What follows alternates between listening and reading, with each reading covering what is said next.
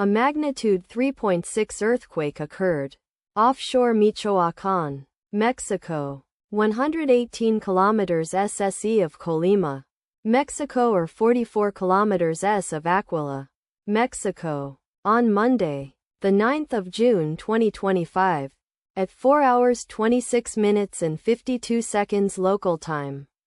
The quake had a depth of 9 kilometers and was not felt, or at least not reported so. Data source from EMSC.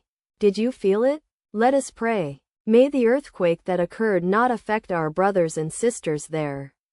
May the earthquake not happen again. And may God protect everyone. Amen.